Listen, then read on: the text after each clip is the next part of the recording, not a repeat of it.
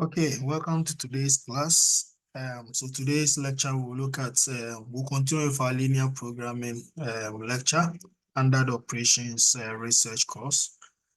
And we will look at the simplex method. So in the last lecture, we had a look at the simplex method in solving maximization problems. And in this lecture, we are trying to focus on the simplest methods, but for minimization problems. So remember that we said in the simplex method, there are 4 main steps involved. So the first one is transformation of the general linear programming model into a standard form, what we call augmentation. And the second one is the definition of the initial solution. Then we search for a better solution if one exists using the tableau or the simplex table. Then the fourth is that we repeat the step 3 and we continue to repeat that until a better solution cannot be found.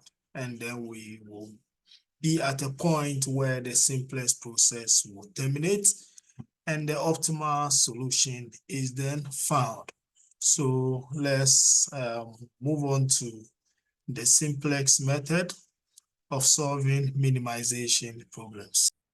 For a typical minimization problem, right, in general, the steps of the simplex method outlined in the maximization problem are used for any type of linear programming method.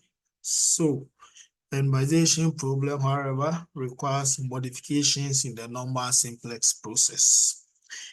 We will take an example and we will demonstrate application of simplex method to a minimization problem. So we will take a problem where we define the minimization of a function to be 4x plus 3x2 and is subject to 2 main constraints and the non-negativity constraint, which is 2x1 plus 4x2 is greater than or equal to 16, and 3x1 plus 2x2 is greater than or equal to 12. So what we need to do is to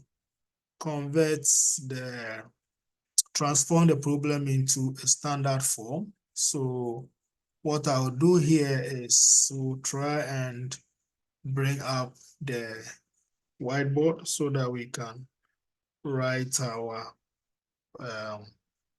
process. All right, so the first step is to transform the problem into a standard form. So let's write the standard form here. So let's write the problem itself. So the problem is we are minimizing a function z, which is subject to 4x1 plus 3x2, and the function is subject to 2x1 plus 4x2 is greater than or equal to 16, 3x1 plus 2x2 is greater than or equal to 12, and x1, x2 both obeys the non-negativity rule. So remember the non-equalities here, right? Yeah, the non-equalities here for the constraints are all greater than. So this is typical standard way of writing the minimization problem, right? Good. So everything has been transformed for us already into a typical minimization problem, which is good. So how then do we convert this or transform this into the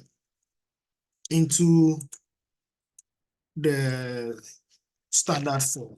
All right, so that's the augmentation. So the standard form. right? Okay, so this is what we do.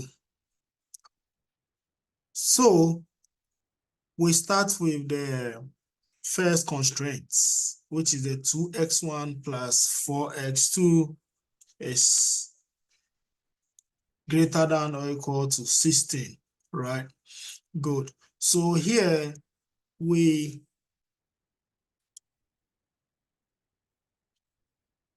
say that 2x1 plus 4x2, right? Assuming we want to say that it's equal to the right-hand side, right? It's equal to the right-hand side, right? And we have x1 is equal to 0, x2 is equal to 0. That is at the initial solution or at the origin, right? Then you will see that the equation on the left-hand side will be that, which is 0 is equal to 16. And this is not true. This is not true. So then how do we then take care of this? Let's say that we are adding our slack variables or the surpluses, right? So if we are to add a surplus, let's say plus S1, right, is equal to 16, then if x1 is equal to 0, x2 is also equal to 0, then it means that 2x1 plus 4x2 plus s1 is equal to 16. Then s1 is equal to 16 is true, right? So this is true. What about if x1 is equal to 10 and x2 is also equal to 10? This implies that we'll have 210 plus 410 plus s1 is equal to 16, and therefore we'll have 20, 40 plus s1 is equal to 16. So s1 is equal to 16 minus 60, and s1 is equal to negative 44, right? Yeah, negative 44. However, we said that S1 must satisfy the non-negativity rule. So having x1 which is greater than s1 which is equal to negative 44, right, do not satisfy this non-negativity rule, right? So therefore, how do we convert this, or how do we transform this into the standard form? So what we do here is that we must subtract the surplus, right? We must subtract the surplus initially, so that we will reduce the left-hand side to the available or the limiting resources on the right-hand side, right? So that's the first thing to do. And even when we do that, you see that we'll still be lacking something. So let's assume we want to subtract the surplus instead of adding. So we have 2x1 plus 4x2, right, is greater than or equal to 16. So what we are doing is that for us to do the augmentation, we say that 2x1 plus 4x2 is less than s1, which is equal to 16. All right, so here you see that even when we have x1 is equal to 10 and x2 is equal to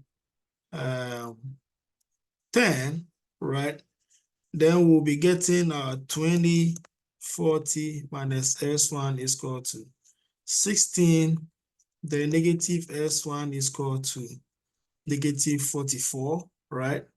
We've done this already. That implies that S1 is equal to 44. This is correct, right? However, 2x1 plus 4x2 minus S1 is equal to 16. However, if x1 is equal to 0 and x2 is also equal to 0, right? Then it implies that 2x1 plus 4x2, okay, let's put zeros here, right? So 2x1, which is 0, 4x1 is 0, minus s1 is equal to 16. Therefore, negative that is equal to 16, which implies that x1 is equal to negative 16. So it means that at the origin, right, s1 is actually equal to 16, negative 16, right? This again do not satisfy the non-negativity rule, right?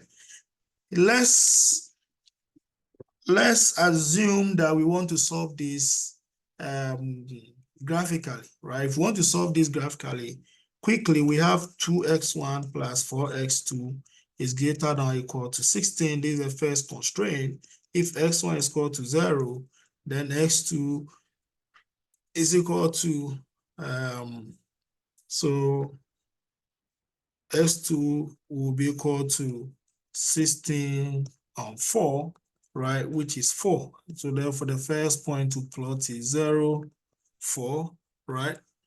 And if x2 is equal to 0, right, then x1 will be equal to 16 on 2, which is equal to 8. And therefore, we have 8, 0. So this is the first line to plot 0, 4, 8, 0, right? When we take the second constraint, what is the second constraint? That is, we go back to the model, 3x1 plus 2x2 greater than or equal to 12. So 3x1 plus 2x2 greater than or equal to 12. So we convert this to equation, which is 3x1 plus 2x2 equal to 12, right? So if x1 is equal to 0, then x2 is equal to 12 on 2, which is 6. Therefore, first point is 0, 6. And also, if x2 is equal to 0, then x1 will be equal to 12 on 3, which is 4. And therefore, we have 4, 0. So 2 points, 0, 4, 8, 0, and 0, 6. So we have this point, 0, 0, 4, and 8, 0, right? Then we have this 0, 6, 4, 0, 0, 6, and 4, 0. All right. So 0, 6, and 4, 0. So if we are to plot this, right, we have, let's assume just representing this quickly here. If we do the representation, let's see, on the x, so x1, x2, right? We have this, so x1, let's put the x1 here, and let's put the x2 here, right? So x1, the maximum is 8, and x2, the maximum is 6. So let's say 2, 4, 6, 8. So 2, 4, 6, and 8. And that is 6, 2, 4, 6. So 2, 4, 6. So the first point is 0, 4, 0, 4, and 8, 0. So 0, 4 is here, and 8, 0 is here. So if we are to draw a straight line here, we have that, can change that to red. Then we have 0640. As for graphical, it should be easy with us at this stage. So 06, we can use a different color. Let's say blue. So 06 here and 40 is here. So if we are to draw this, we have that. And that's the dark purple. Okay. So it's maximization, right? If it's maximization, remember this will be values which are greater in this form, and the red one too will be values which are greater in this form. Therefore, the solution will actually be no, this minimization, yes. So the solution will actually be around this region. Let me shade this with black. So this will be the area. Yeah, so this will be the solution, right? So from our experience, you see that the solution will actually be in this form. It's either on this point A, or this point B, or this point C. All right, so this is how it is, right? So you can see that S1, the negative values of S1 and S2, right, which violate the non-negativity restrictions, right? When the S1 is equal to 0 and the S2 is equal to 0, right, for linear, it is clear that the origin S1 is equal to 0, S2 is equal to 0 is outside the feasible region. So this implies that this approach is not feasible, right? So what this means is that this approach where we subtract the negative, so let's go back here. Yeah, where we subtract the negative,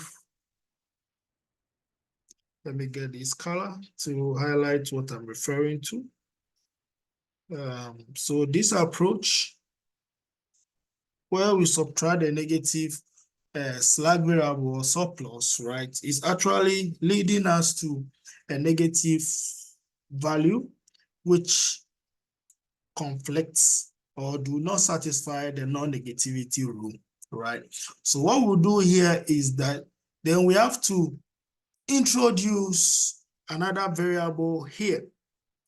We have to introduce another variable to take care of any or to remove the negative aspects of the constraints, right, of the slack variable, the negative aspect of the slack variable. In fact, we even know, or we are aware of the meaning of this S, that's the slack variable. We know that it is the unused resources or the surplus, right? So however, we will introduce another variable called an artificial variable, right? So this artificial variable will be introduced, and it actually has no real meaning. So it's being introduced to give a positive solution at the origin, right? We want to push this positivity, that is S1. We are creating positivity of the values that we know, right? So the values we know are X1, X2, and S1, right? X1, X2 are the decision variables. S1 is the surplus or the slack variable. Now the artificial variable, when we introduce it, will make X1, X2, S1 both positive at the initials, at the origin, right? But it would absorb any other value which we don't know. But since we don't care about it, we are okay if the value is unknown, right? So what we'll do here is that we will, I'm going back to my black fonts. So what we'll do here is that we will say that the 2x1 plus the 4x2, which is greater than or equal to 16, right? We can achieve the augmentation or the standard form, right? Or the standard form by subtracting a slack variable, which is 1, and adding an artificial variable, which is also a1, right? And then we'll say that it's equal to 16, right? So you see that at this stage, when we say that at the origin, right? At the origin, when x1 is equal to x2, also equal to s1 and equal to 0, then a1 is actually 60. This makes the whole decision variables very positive, right? So then for a minimization problem in a standard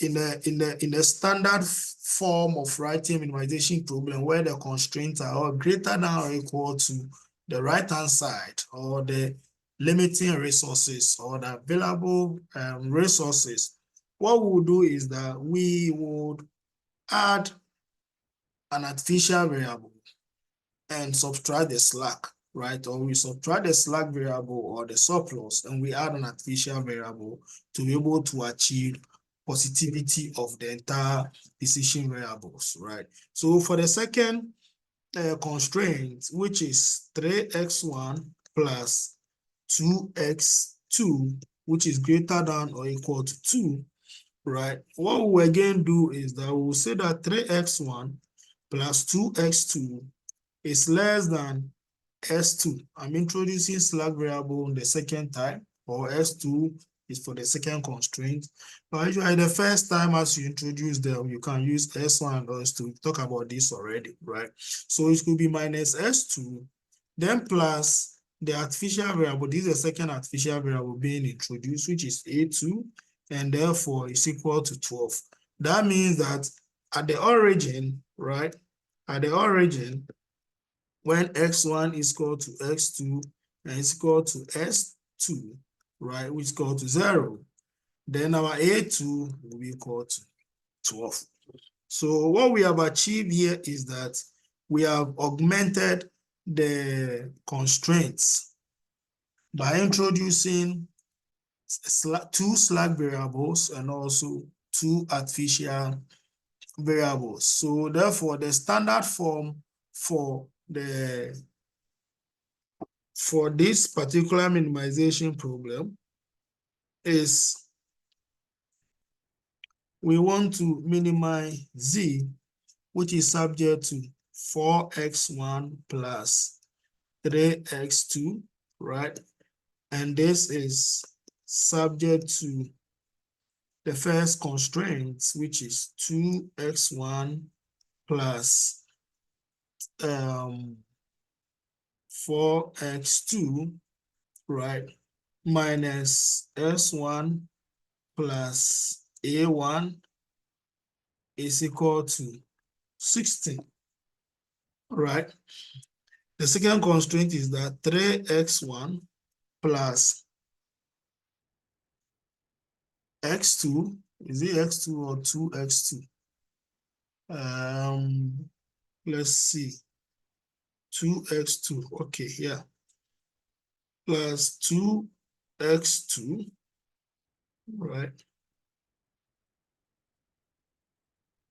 2x2, right? Minus slack variable plus a2 is equal to 12. Then x1, x2, s1, s2, a1, a2 are both greater than or equal to 0. Now remember that when we have we have introduced variables into the system of equation, right, or the constraints, we need to represent them in the objective function. Okay, we need to represent in the objective function. So just as we did for the maximization problem, we also want to do the same thing in the minimization problem. So we will introduce the S1 into the objective function, right? Good. We do the introduction by first adding the surplus into the objective function. And remember, the coefficient of the surplus is 0. Why? Because it's not contributing anything to the objective function. So it's 0 plus S1 and 0 plus S2, right? Then now, how do we add the artificial variables? The problem we have is that we don't know what the artificial variables actually stand for, right? We don't know them in real terms, right? And therefore, we should ensure that they do not contribute to the minimization problem, right? And the minimization function is, let's say we are minimizing a cost. So when we are minimizing a cost, we want a contribution into that minimization, right? So if a coefficient is very large, it means that it will not actually appear in the minimization coefficients, right? Or in the minimization function. It will not contribute in minimizing the cost, right? If the coefficient is very low, then it will contribute to minimizing the costs, right? So what we'll do is that we'll introduce a large artificial variable coefficients, which we'll use M to represent that, and this is mostly called the big M method. So we'll say that this is M plus a very big M artificial variable A1 plus another big M artificial variables A2, right? Because the M is very large, a large coefficient, when we are minimizing this particular function, right, Z, when we are minimizing the Z, it will not appear in the final solution. And that is why we introduce the big M associated with A1 and A2 so that they don't appear in the final solution or in the final tableau. So from here, we begin our tableau. So what is the initial tableau? So the initial tableau is for us to remember what we did in our last lecture. So we said we have this. We draw a tableau here. So for us to get our tableau right, we may want to count the number of variables that are coming into the tableau. So obviously we are familiar with this, and CJ minus ZJ section, and that. Okay, so this looks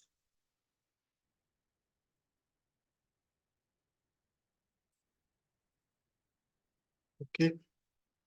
So how many do we have? So we have CJ here, CB here. Then we have the basis solution.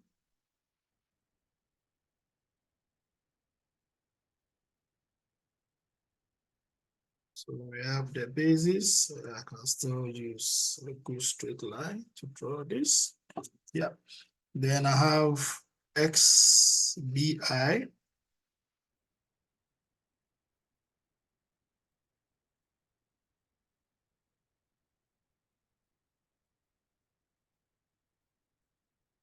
Then I have x1. Let's see if we can do this. So after the basis solution, we have the right hand side, which is the bi's. Then we have x1, x2, s1, s2, a1,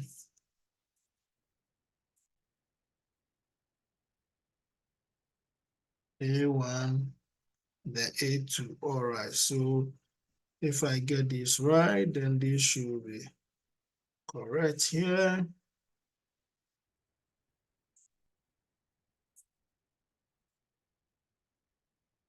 Right here. I have S1, I have S2, and yeah. So now when we look at this, right, our standard form. So we know that if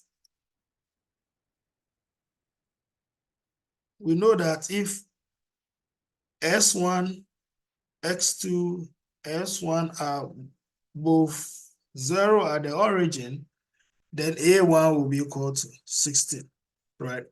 The same thing applies to the second equation. A1, A2, X1, X2, and S2 at the origin are 0, then A2 will be equal to 12, and A1 will be equal to 16. So what we do is that we populate this, knowing that at the origin, the initial solution is that A1 will be in solution and A2 will also be in solution, right? And the A1 is the right-hand side, which is 16, will be equal to 16, and A2 is equal to 12, right? So what is the coefficient of x1 in the objective function? We can go back and check, and that is 4, 3. So 4, 3. So x1 is 4, x2 is 3, s1 is 0, s2 is 0, a1 is big M, a2 is big M. So it means that in the solution basics, big M will be here, right? So when we look at the ZJ, so the ZJ here is that, and that is ZJ minus CJ, right? Okay, so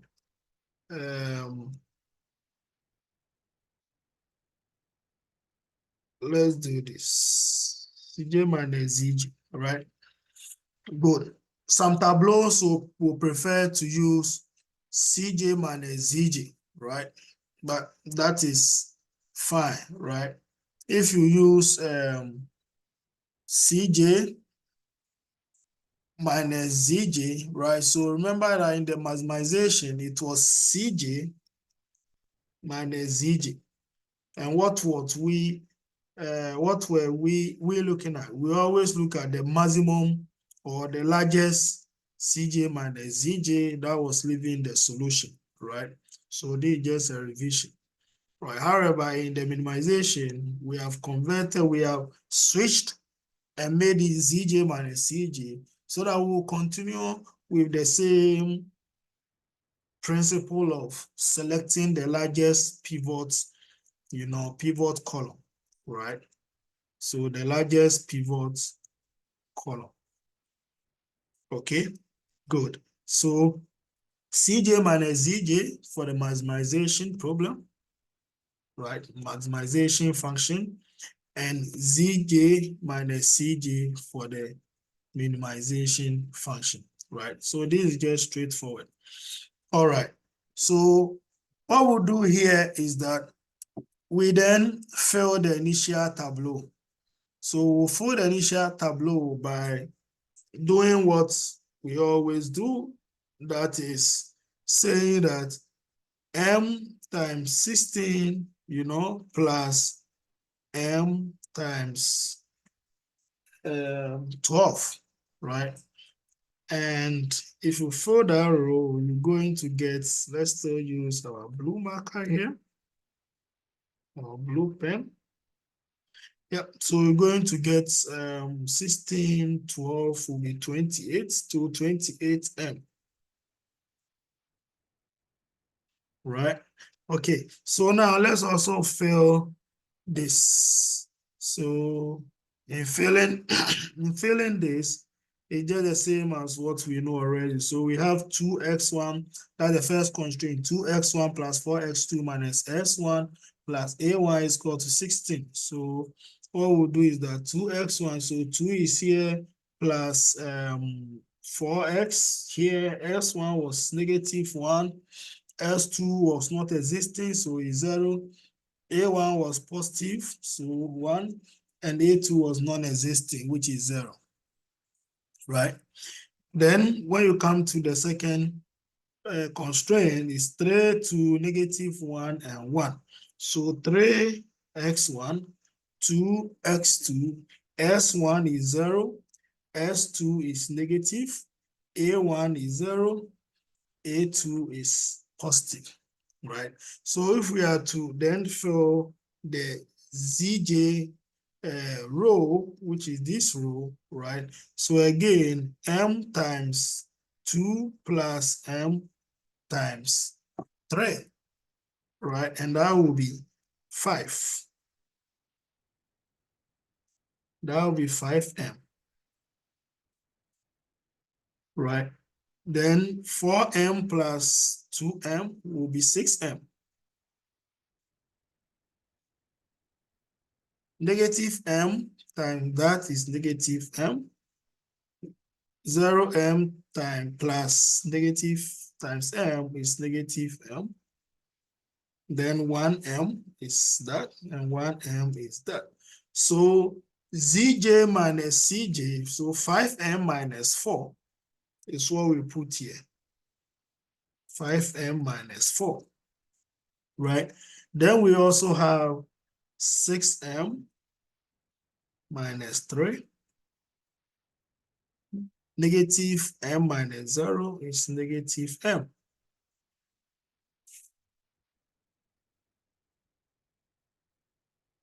Negative m minus 0 is negative m. M minus m is 0, m minus m is 0. All right, so here we can delete our arrows to make it cleaner, right? Where we can delete all these explanations I gave earlier on. Yeah, so we still go for our principle. So what is the principle? We look for our largest column, right? So the largest column here is 6m. So 6m is bigger than 5m, and therefore that will be the in. So we said we can use pivot column, or we can simply say in. All right. So this is in, and which is the out. Out. So we have to divide the m, that is the CB minus the 4, and divide also the CB for A2 constraints by 2, right? Then we'll see which one gives us the lowest value, right? All right, so at least we know the entering non-basic variable to be x2, right? So this is the entering non-basic variable x2, but it's going to replace which of this, a1 and a2, which one is it going to replace? That's what we don't know. So that's why we are saying that you look for the least value, right? And the least value here is m divided by 4, and also m divided by 2. All right. Okay, all right. So here we will then divide the BIs, which is the resources. So it's not the CBs, it's the BIs. So we'll divide the BIs, which is the 16, by 4, and we'll get 4. And we'll have 12, and we'll get 6. Then we'll choose the least value, right? So the least value goes out, which is this. Out, or again, we can say the pivot row, right? So you can say the pivot row, and therefore 4 becomes the pivot number where we'll be revolving around it. Okay, good. So here I can delete these values and that. Okay, to make it cleaner. So what we'll do is that we will then do our first iteration. So the first iteration is bringing in the non-basic variable x2 into solution to replace a1, right? So let's go down and let's draw the next tableau. So in the next tableau, we'll have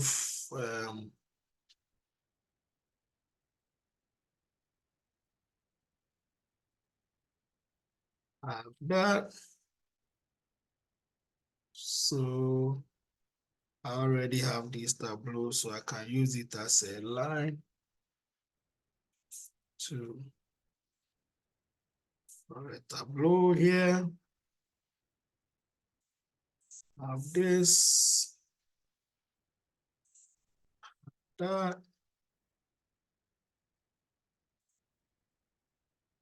So we draw our next tableau.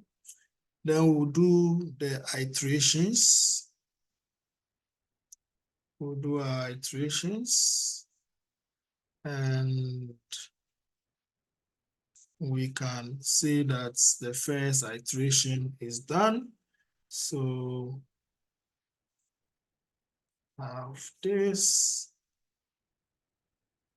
also have that.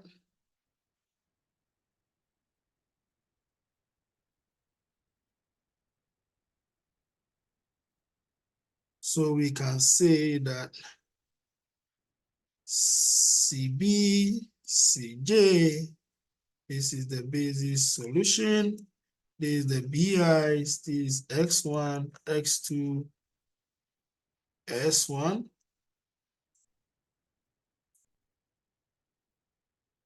S2, A1, A2, right?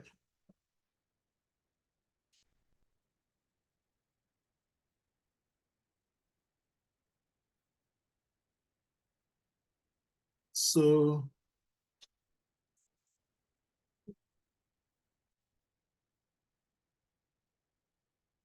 let's have this here.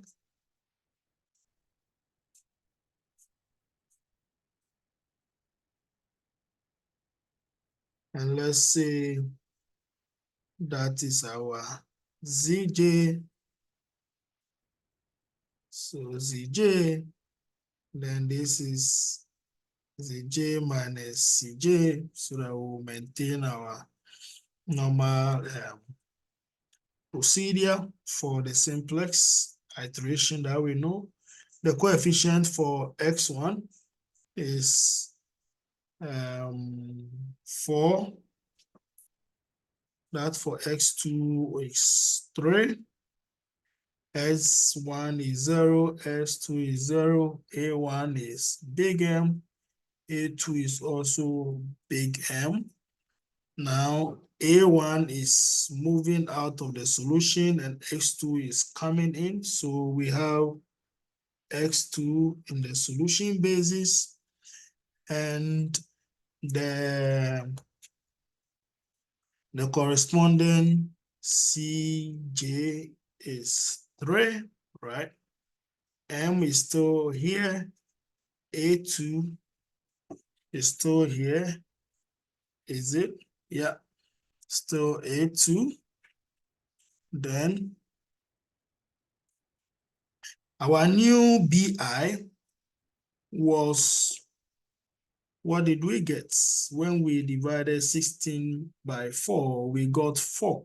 So it means our new BI is 4. All right, so we divide every number here by 4. So 2 divided by 4 is half, 1 on 2. 4 on 4 is 1. Negative 1 on 4 is negative 1 on 4. 0 divided by 4 is 0. Now, A1 left. So what we know is that when the big M, which is in millions, right? When the big M leaves the solution basis, it will never come again. So there's no need to stress ourselves to compute anything under A1. So we'll just cancel it out like that, meaning that we are not going to calculate or populate any value within this column, right? Good. Then the A2, 0 divided by 4 is 0. All right. So how do you calculate the next values in the A2 row or in the second constraint or within this row, right? So remember, the previous value or the initial value there is the old number. So the new number is actually the old number. So let's do it again. We know we did this one, but we will not repeat it for all. So it's actually 12, the old number, right, minus the corresponding pivot number, which is 2. So here is 2. I want to use a different color here. Green will be better. Yeah. 2. So 2 will be the key revolving number for all of them within this row. So we say that it will be 12 minus into brackets 2 times the old number 4, right? No, the new number here, the new number here. So 2 is the old number times the new number here within the corresponding number on the row, right? The corresponding number on the row. So that's the new number. Okay. Okay. So 4. Don't know why sometimes you can't delete these dots. Okay, so that will be 12 minus 2 times 4, and that will be 12 minus 8, and therefore is 4. So this value is 4, right? The next one is x1. So the value under x1, what's the whole number there? 3. The whole number is 3, and the new number is half. So it's actually the old number, which is 3 minus into bracket 2 times the half, right? Which is 3 minus 1. Easy. Yeah, and that is 2. So this number is 2, right? The next one is 1. It's supposed to be 0, right? Remember, when this number, when the pivot number is found, any number within the pivot column should be 0, right? But let's assume we don't know this. So the old number there is 2 minus into brackets 2 times the new number, and that will be 2 minus 2, and that is 0. So this is how it works, right? Okay, we can delete this so that we can get some more space to do our elementary mathematics here. Yeah. So -1/4. So the new number here, the old number here was 0.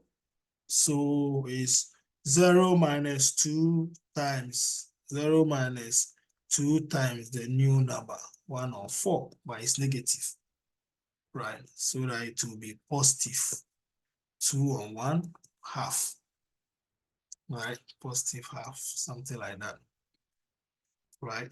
Then the old number at the S2 is the -1. Yes, so it's -1. So it's the old number, -1 minus 2 times, and what's the new number? 0. So this one will be -1, right? Straightforward. Then we jump this, and A2, the old number is 1. So the old number is 1 minus 2 times the new number, which is 0, and that is 1. And that is 1. All right, so we populate this. 3 times 4 plus m times 4. So that will be 12 plus 4m, right? 3 times half plus m times 2. So that will be 3/2 plus 2m. 3, 1 plus m0, that is 3. -1/4 times 3 will be -3/4 plus m/2. 3 times 0 is 0, plus m times -1 is -m. Then 3m, 3 times 0 is 0, then m times 1 is m. So zj minus cj is 3.5, 3/2 plus 2m minus 4, right? And that will be 2m minus 5/2, right? 3m minus 3, 3 minus 3 is 0. Remember, x2 is in solution. If a value is in solution, the cj minus zj is usually 0 because everything has been considered. Yeah, we just have to take notice of it. It's either 0 or it's negative. When it's negative, it means that it's not coming to a solution at all, but it's usually mostly 0. All right, now 0 cj minus that, so we repeat this, -3 on that, so it's actually m/2 minus 3/4, right? So zj minus that's -m minus 0 is equal to -m. Then m minus m is actually 0. All right, so which value is actually entering the non-basic solution? Which non-basic value must enter into the basic solution to replace a basic value, right? I'll still go with my red. So look at 2m and m/2, right? One is m/2 and the other is 2m. So you can see that 2m is actually the largest, right? It's actually the largest. -m does not come into the show. So this actually is the non-basic variable, which is x1, which is entering the solution. However, x1, and if x1 is entering the solution, is it going to replace x2 or is going to replace a2? Our best bet is that it's supposed to replace a2. The main reason is that we don't want a2 to be in solution. However, we can't tell until we divide the bi's by the corresponding contributing factors within this column, pivot column, right? So what we'll do is that 4 divided by 1 on 2 is actually 8, right? Then 4 divided by 2 is actually 2. This means that the least value is this row. So we say out, and therefore this becomes our pivot number. So before we leave this tableau to draw the next tableau, we need to represent our tableau in this form. So we have the in indicating the non-basic variable x1, which is entering solution, and we have the out indicating the basis variable that is leaving the solution. So x1 is entering to replace a2 in the tableau or in the next tableau. So that is good for us. So what we'll do is that in our next tableau, we'll just have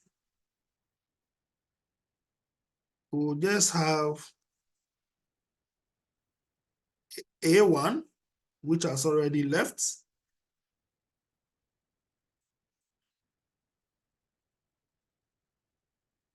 So A1 already left, and then A2 is also now leaving, which is good for us. All right, good. So I need to draw these things well. Okay.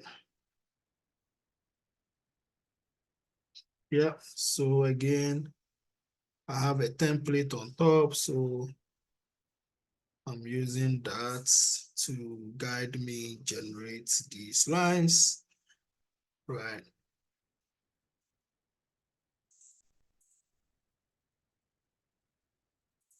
So that is the second iteration that is going to be done, right? So again, we will not work out A1 and A2 because they are out of the solution basis, and therefore there's no need to worry our head computing that. Okay, so what we'll do here is we have our CJ and we have our CB, we have the basis, we have the BIs, X1, X2, S1, S2, A1, A2, ZJ, then ZJ minus CJ, right? Minimization, ZJ minus CJ. Don't forget about that. So now X1, the coefficient of X1 is 4, X2 is 3, S1 is 0, S2 is 0, A1 is big M, this one too is big M, right? I won't waste my time at all. I know this one left and A2 also left. It's better to at least represent it in the tableau, right? Indicating to us that we understand what we are doing, right? Good. So the basic solution now, X1 was already in the, X2 was in the first row. So let's bring X2 here. And what's the coefficient of X2? Is 3. X1 just came into the picture.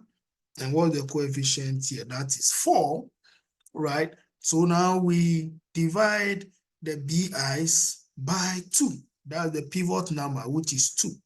So if we are to divide by 2, so 4 divided by 2 is actually 2. And 2 divided by itself is 1. Remember, if it's in the solution, it's supposed to be 1. And that is supposed to be 0. It is supposed to be 0, right? Okay, so to be fast, I normally do this, but just for the purpose of we following the procedure in the iteration process, let's leave it open, right? But you need to work smarter. Now, 0 divided by 2 is 0. Half divided by 2 is 1/4, right?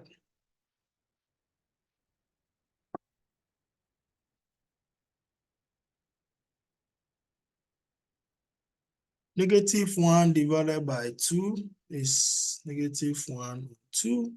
Yeah, I leave the rest. Now for me to be able to populate the row, that's the first system constraint row, right? What we need to do is to remember our iteration, the old number times, or my old number minus the corresponding pivot number. So corresponding pivot number is actually not the pivot number, but the corresponding or the respective pivot number times the new number, times the new number in the row, right? Good. So it comes with practice. So the BI, the old number there is actually 4, right? It's actually 4. So it means that 4 minus, into brackets, half. 4 minus, into bracket, half times 1. Is it times 1? No, hold on. Times 2, times 2, times 2, times 2. Yeah. Yeah, the new number in the row. So that will be 4 minus 3. So BI is equal to 3, right? So the next one, we said it would equal to 0. If you calculate it, you will get 0. When you calculate this one, you will get 1. That one is -3/8. And this is 1/4. So now when you multiply 3 by 3 plus 4 by 2, you are going to get 17. 3 by 0 plus 4 by 1, going to get 4. Let me write.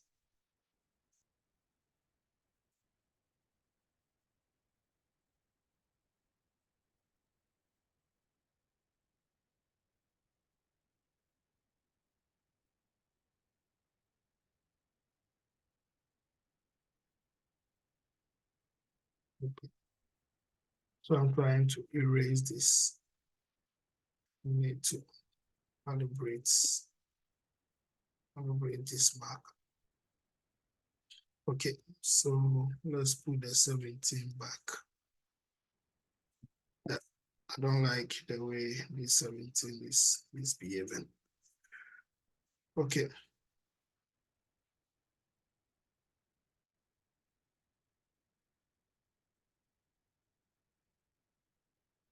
-17. Yeah.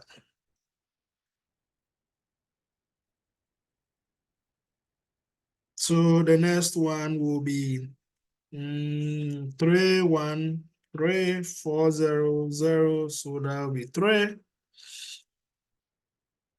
-3/8 plus 4 times 1/4. So that will be 1 3 3 9 9/8 minus that will be -1/8. And the last one is -5/4. So ZJ minus CJ, 4 minus 4 is 0, 3 minus 3 is 0, -1/8 minus 0 is -1/8, -5/4 minus 0 is -5/4. So now the largest positive ZJ minus ZJ do not exist here. And since it does not exist, right, then it means that there is no better solution. There is no better solution. So what we will say is that the optimal solution is found, right? The optimal solution is found at x1 equal to